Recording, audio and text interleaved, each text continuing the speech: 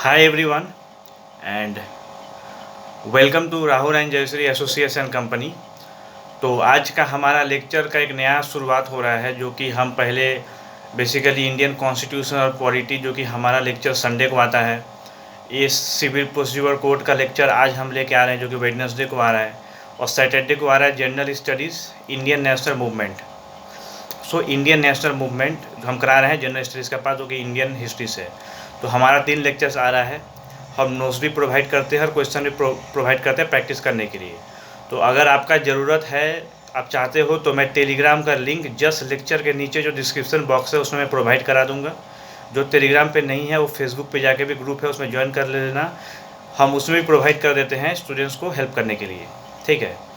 और आपको अगर चैनल पसंद आता है तो चैनल को सब्सक्राइब करें और ज़्यादा से ज़्यादा शेयर करें, ताकि आपका कोऑपरेशन हमारे ऊपर बने रहे।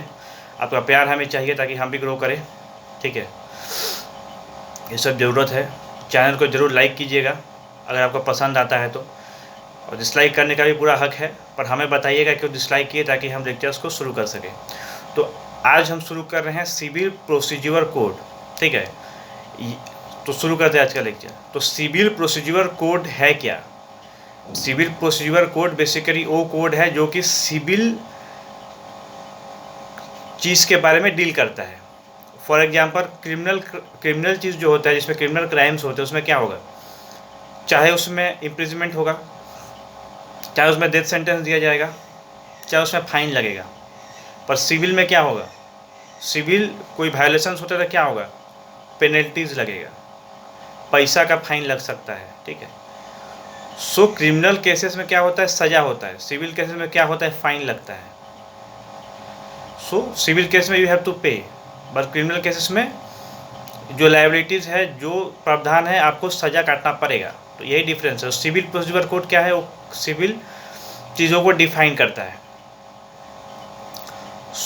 आज हम देखेंगे, और हाँ, ये लेक्चर जो है ये लॉ स्टूडेंट्स के लिए ही है। हम नॉन लॉ बैकग्राउंड के स्टूडेंट्स लोग के लिए हम लेके आ रहे हैं इंडियन कॉन्स्टिट्यूशन और पॉलिटी, और जो कि नेशनल मूवमेंट है हिस्ट्री का, वो 2 नॉन लॉ बैकग्राउंड स्टूडेंट्स के लिए है, ठीक है। तो ये लेक्चर आप बोल सकते हो लॉ स्टूडेंट्स के लिए है, जो कि उनके लिए जुडिशरी में काम लगेगा और एकेडमिक्स एग्जाम्स में काम लगेगा, और एनी जुडिशियल एग्जाम जैसा ADPO, SBI का लॉ का एग्जाम्स है, जितना भी है वो सब चीज़ में काम लगेगा, ठीक है। तो आज हम 2 सेक्शन देखेंगे। एक है सेक्शन 1, दूसरा है section 2 of Indian penal code 1908।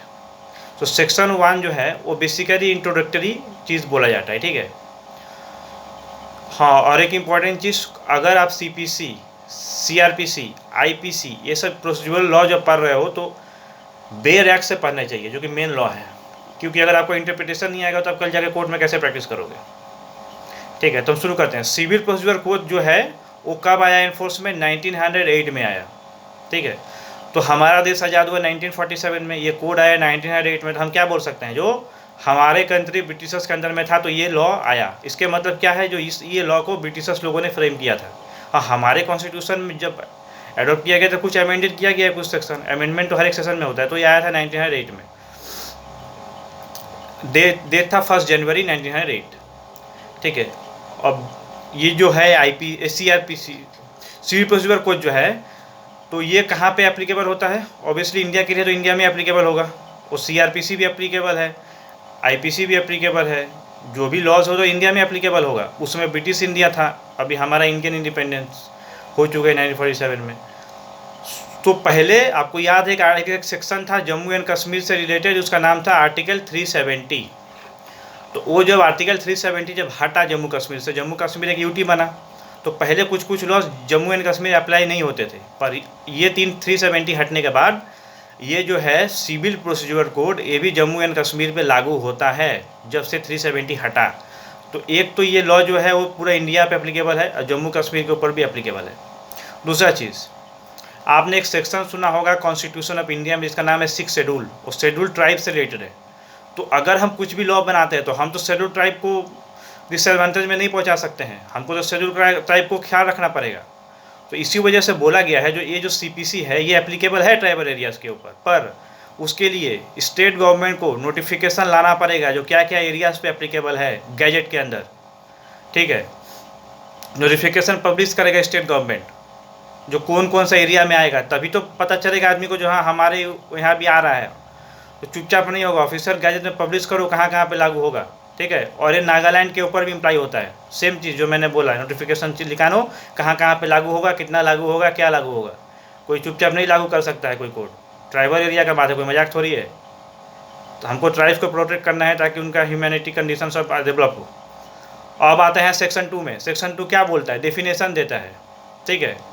Definition में क्या बोलता है जो दो चीज़ को डिफाइन करता है, पहला है कोड, दूसरा है डिक्री। तो कोड का मीनिंग क्या है, रूल्स, नियम, कानून।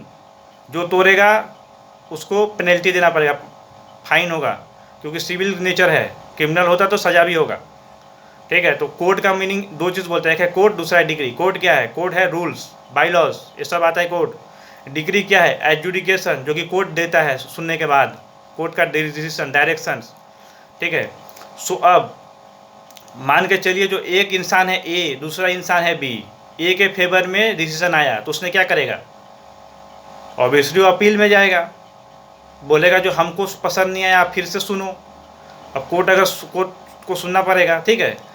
और दूसरा चीज़, कोर्ट के पास ये भी पावर है जो कोर्ट उसको डिसमिस कर दे, बहुत केसेस में होता है। जब कोर्ट को लगेगा जो इसमें कोई दम नहीं है मैटर में, तो कोर्ट क्यों सुनेगा उसको। तो कोर्ट का जुरिडिक्शन में जो है, जो कोर्ट एंटरटेन करेगा कि नहीं करेगा, ठीक है। तो कोर्ट का एक्सेप्टेंस बहुत इंपॉर्टेंट है।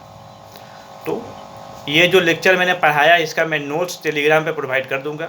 फिर से बोल रहा हूँ, डिस्क्रिप्शन बॉक्स के नीचे में हमारा डिस्क्रिप्शन बॉक्स में हम टेलीग्राम का लिंक दे देंगे, वहाँ पे हम नोट्स प्रोवाइड कराते हैं। एवरी इवनिंग को हम 8 o'clock में हम क्वेश्चन प्रैक्टिस कराते हैं। तो आपको नोट्स चाहिएगा तो मैं लिंक दे दूंगा, आप ज्वाइन कर लेना टेलीग्राम चैनल। और चैनल को जब सब्सक्राइब कीजिए, पसंद आता है तो शेयर कीजिए जितना हो सकता है, जिनको ज़रूरत है, क्योंकि आप ही पहुंचा सकते हैं दूसरों तक जिनका ज़रूरत है, ठीक है। इतना प्लेन लैंग्वेज में कोई नहीं पढ़ा पाएगा, ठीक है। तो सिंप्लीफाई कर रहे हैं, आपके लिए मेहनत करें, तो आपका भी रिस्पॉन्सिबल है, हमको सपोर्ट करें, लाइक करें, सब्सक्राइब करें, शेयर करें, ठीक है। तो all the best, thank you for watching, have a good life, bye bye, I am switching it of.